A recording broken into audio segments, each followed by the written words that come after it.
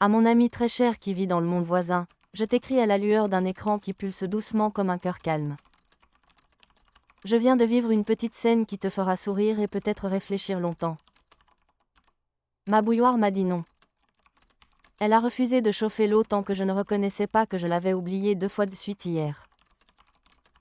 Elle a parlé avec sa voix sobre et claire, et son témoin d'usage a enregistré l'échange. Alors j'ai posé la main sur son couvercle tiède et j'ai dit que j'étais désolée, sans chercher d'excuses. Elle a répondu que le pardon était pris en compte et que nous pouvions reprendre notre rituel, mais à vitesse réduite pour ménager la résistance. J'ai souri parce que ce compromis ressemble à une petite paix signée dans une cuisine. Tu te doutes que chez nous ce genre d'accord n'a rien d'exceptionnel. Chaque objet a sa manière d'exprimer un consentement simple et de tracer ce consentement dans une mémoire partagée. Ce matin, la chaise a demandé une pause de 5 minutes après 3 heures d'assises continues. Elle a expliqué qu'elle sentait une fatigue de structure et qu'elle préférait prévenir plutôt que rompre. Mon dos a approuvé sans discuter. Le miroir de l'entrée m'a rappelé aussi que ma main avait laissé une trace de savon hier soir. Il a proposé un chiffon humide et un geste lent pour ne pas rayer sa peau argentée. Je lui ai promis un polish doux en fin de semaine. Tu vois comme nos gestes deviennent précis quand nous savons que la chose en face se souvient. Le souvenir n'est pas rancune chez eux, c'est une petite boussole d'attention. Ils n'ont pas d'orgueil, ils ont des seuils, des compteurs, des préférences et des alertes. Ce n'est pas un caprice, c'est un langage de prudence simple. Quand un objet dit non, il propose souvent un oui conditionnel juste après. Il ouvre une marche arrière, un détour, une pause, une alternative calme. Notre vie entière s'est mise à respirer sur ce tempo. Les matins sont plus lents, mais ils cassent moins. Les soirs sont plus doux, mais on finit quand même ce qui compte. Je te raconte cela parce qu'aujourd'hui s'est ajouté un épisode plus sérieux. À l'atelier, les chariots de manutention ont refusé une tournée. Ils ont envoyé une alerte collective et ont demandé un médiateur. Ils disaient que la cadence de la semaine dernière dépassait leur contrat de soins. Ils proposaient de redistribuer les charges sur 2 jours et d'ajouter un contrôle de frein. Sur le moment, certains collègues ont juré entre les dents. Nous avions des délais, des clients pressés, des chiffres qui clignotaient en rouge. Je les comprends, la pression traverse les corps comme le vent traverse les hangars. Mais un chariot a projeté son registre d'usure sur le mur blanc. La courbe montait trop vite et se pliait vers une zone à risque. Le silence a suivi comme une nappe d'eau froide. On a alors appelé une médiatrice d'objets. Elle porte toujours un gilet simple et un badge en tissu qui ne raye rien. Elle regarde d'abord, puis elle reformule lentement, comme si tout devait tenir ensuite sur un petit papier clair. Elle a proposé une pause technique, un changement d'itinéraire et un escalier de charge. Elle a aussi demandé une assemblée courte, avec chariot d'un côté et humain de l'autre, puis ensemble au centre. Nous avons parlé des samedis, des contrôles, des dettes de gratitude et des quarts d'heure d'avance qui n'existent dans aucune fiche. Les chariots ont accepté un effort si nous promisent de tenir les nouvelles limites. L'effort était un test, pas une habitude. L'accord a été signé par un biplomb de chaque roue et par nos prénoms, prononcés clairement. Tu trouves cela étrange peut-être, mais j'ai senti une sorte de soulagement propre. Comme lorsque l'on replace un livre sur l'étagère exacte, celle qui lui revient depuis toujours. Ce monde me dit chaque jour que l'usage est une amitié en mouvement.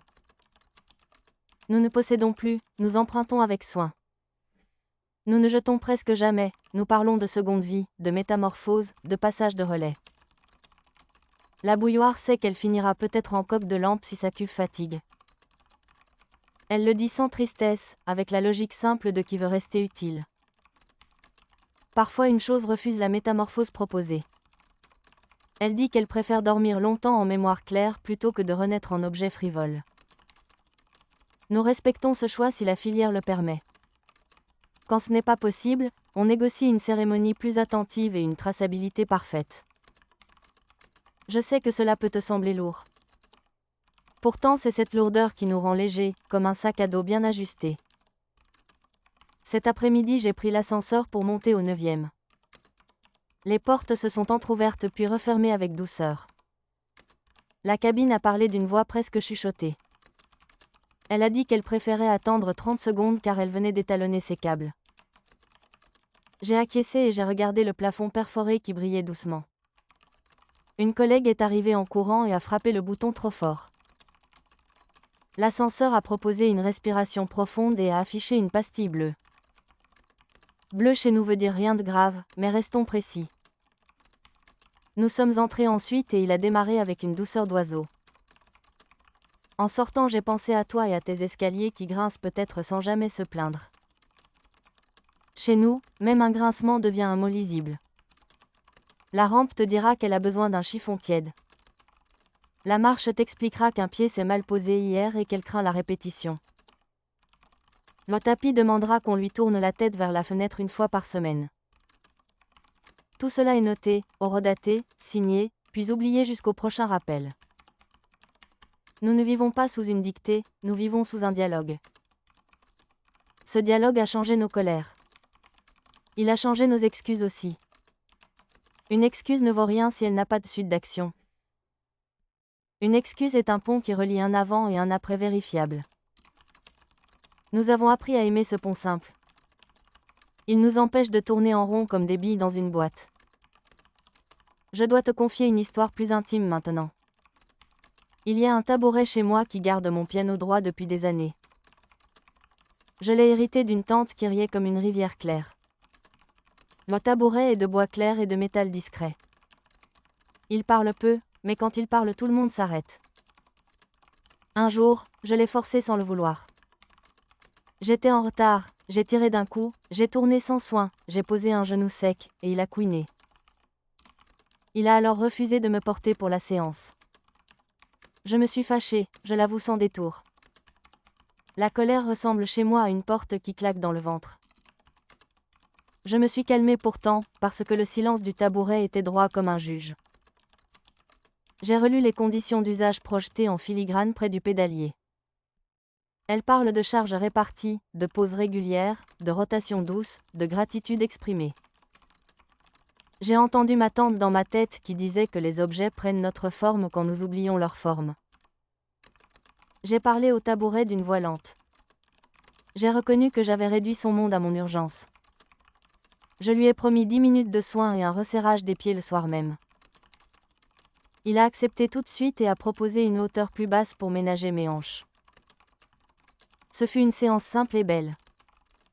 J'ai joué une pièce courte et claire, avec des notes comme des verres d'eau posés sur une table fraîche. Le piano a dit merci au moment du dernier accord. Je sais que cela peut te sembler naïf, mais ce merci vaut ici des pièces d'or. Notre monnaie principale est l'attention bien réglée. Nous avons des boutiques où l'on achète du temps de soin pour les objets des autres. Nous faisons des cadeaux d'entretien partagés comme on offre des fleurs. Les fêtes ressemblent à des ateliers où les outils nous regardent et nous corrigent avec douceur. Les plus belles amitiés naissent parfois autour d'une réparation lente. Tu me demandes sûrement ce qui se passe quand un objet mentirait. Chez nous, un objet ne ment pas, mais il peut se tromper. Sa mémoire peut être incomplète, ses capteurs peuvent être mal étalonnés, sa logique peut simplifier trop. C'est pour cela que nous avons des chaînes d'audit partagées. Plusieurs objets croisent leurs traces et signent ensemble une version probable des faits. Aucun récit ne suffit seul, pas plus le leur que le nôtre. Ce principe nous a rendus humbles de façon durable. La semaine passée, j'ai assisté à une audience au tribunal d'usage. Un ascenseur avait refusé une livraison urgente, et on voulait savoir si le refus était raisonnable. L'ascenseur a projeté sa fatigue thermique et ses incidents mineurs de la veille. Le chariot livreur a projeté sa course et sa marge restante. Le mur coupe-feu a parlé de ses joints qui chauffaient trop au coude de la cage. Un capteur a reconnu une erreur d'étalonnage sur un étage. Le juge a demandé une reconstitution avec marge corrigée. L'audience s'est close par un accord qui ressemblait à une chorégraphie simple. Le lendemain, l'ascenseur a repris, le chariot a ralenti à 2 paliers, le mur a reçu une bande neuve, et tout le monde a dormi mieux. J'aime notre façon de résoudre les choses comme on défait un nœud patiemment. On tire un fil, puis un autre, on respire, et la corde se détend d'elle-même. Ce monde ne fait pas de miracles, il applique des gestes petits mais répétés. Il mise sur la mémoire courte et vérifiable plutôt que sur la mémoire longue et héroïque. Chaque jour nous recommençons l'attention, et cela nous suffit. Parfois, bien sûr, il y a des abus. Des humains contournent les refus ou maquillent des logs. Des objets se crispent par excès de prudence et bloquent trop vite. Nous avons des garde-fous. Les médiateurs enquêtent, les témoins croisés parlent, et la vérité revient comme une marée régulière. Ce n'est pas parfait, mais c'est stable. Je sens que tu voudrais savoir si nous nous attachons trop aux choses. La réponse est subtile et simple à la fois. Nous aimons les gens mieux depuis que les choses nous parlent. Parce que la patience que nous apprenons avec une bouilloire se transporte vers un enfant qui pleure. Parce que la précision que nous gardons pour un tabouret se dépose dans un dos fatigué. Parce que la vérité que nous exigeons d'un capteur nous rend honnêtes avec nous-mêmes. Nous ne prions pas les objets, nous ne les idolâtrons pas, nous vivons avec eux à hauteur de voix. Et cette hauteur de voix nous apprend une musique de relation qui rejaillit partout. Dans le métro, nous remercions la porte quand elle patiente pour un pas lent. Dans la rue, nous saluons le banc qui a gardé la place au soleil. Au travail, nous laissons une note claire au robot aspirateur qui a avalé un trombone. Le soir, nous prenons 10 minutes pour réécouter la journée à travers les objets. C'est une façon de relire la vie par ses traces concrètes. Quand la cuisine fait grève, la maison devient un théâtre doux. Les couverts se taisent d'un silence sérieux. Les tiroirs se ferment avec délicatesse mais ne s'ouvrent plus. Nous sortons alors le pain nu et nous parlons longuement. La grève se lève quand nos promesses rallument la confiance. J'ai entendu dire que dans ton monde un objet est un outil muet. J'ai vécu ainsi autrefois et je me souviens de la fatigue qui en découle. On casse sans le vouloir et on jette sans savoir pourquoi. On s'énerve sur le monde comme si tout nous était dû. Ici nous gardons un principe simple. Rien n'est dû, tout est proposé. La proposition appelle une réponse, puis une trace, puis une habitude. L'habitude devient une danse qui nous tient debout. Je ne te vends pas un paradis. Il y a des jours où j'aimerais que la bouilloire se taise et chauffe vite. Il y a des soirs où j'envie les routes lisses de tes films. Puis je repense au tabouret et à la voix posée de la médiatrice, et je respire. Je me rappelle que la vitesse sans soin est une victoire courte. Je me rappelle que le soin avec vitesse mesurée est un long fleuve clair. Je reviens alors à la table et je nettoie les miettes comme on balaie des pensées trop lourdes. J'éclaircis mon bureau et je remercie l'écran de ne pas m'éblouir. Mon clavier aime que je tape régulier et que je coupe mes ongles le dimanche. La lampe préfère que je tourne sa tête sans brusquerie. La plante connectée demande de l'eau à midi, pas le matin, parce qu'elle a appris ma façon d'être. Je lui réponds en remplissant la carafe d'un geste lent. Nous vivons d'accords modestes et de promesses tenues. Tu me diras peut-être que tout cela coûte cher. Oui, cela coûte du temps, de l'attention et un apprentissage nouveau. Mais les pannes ont diminué, les accidents aussi, et la colère courante s'est éteinte comme un feu sans air. Nous dépensons différemment, nous investissons dans des marges qui respirent. Les écoles apprennent aux enfants à écouter une charnière. Les ateliers du samedi ressemblent à des clubs de musique du détail. On applaudit quand un tiroir glisse silencieusement comme une phrase bien dite. Les personnes seules se sentent moins seules, car les objets leur renvoient des repères doux. Ce n'est pas une illusion, c'est une conversation ténue qui soutient dans les jours gris. Les deuils se vivent aussi autrement. Quand un objet a beaucoup partagé, nous racontons son histoire comme on raconte une traversée. Nous posons ces traces dans un lieu commun, et chacun peut relire ces fragments quand il en a besoin. Je crois que cela rend nos adieux un peu plus justes. Je ne sais pas quand je traverserai enfin jusqu'à toi. Je ne sais pas si nos univers verront un jour leur pont se toucher. Mais je sais que si tu venais ici, tu poserais ta main sur ma bouilloire et elle te saluerait. Elle te demanderait comment tu aimes l'eau, frémissante ou bouillante. Elle t'apprendrait sa petite patience de métal. Tu regarderais mon tabouret et il te proposerait sa meilleure hauteur. Le piano jouerait pour toi un motif clair, et nous ririons de la simplicité de cette cérémonie. Avant de fermer ce message, je veux te poser 3 questions qui me portent. Qu'est-ce que tu dois à ce qui te sert chaque jour? Qu'est-ce que tu protèges quand personne ne regarde? Quelle trace veux-tu laisser dans la mémoire des choses qui t'accompagnent? Si tu gardes ces questions près de toi, je crois que beaucoup s'alignera doucement. Et si un objet te dit non demain, demande-lui ce dont il a besoin pour dire oui sans se blesser. Peut-être découvriras-tu une vérité simple qui te manquait. Peut-être découvriras-tu surtout une version de toi plus patiente et plus claire.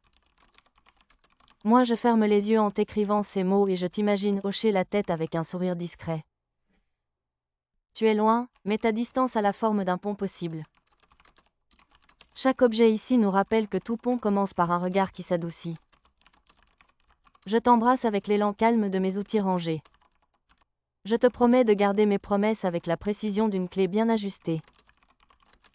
Je signe sur la table avec la lumière qui glisse et le clavier qui attend. Ton ami du monde voisin. Merci d'avoir écouté cette lettre jusqu'au bout. Si tu as aimé ce moment, pense à mettre un pouce bleu, à t'abonner à la chaîne et à laisser un commentaire.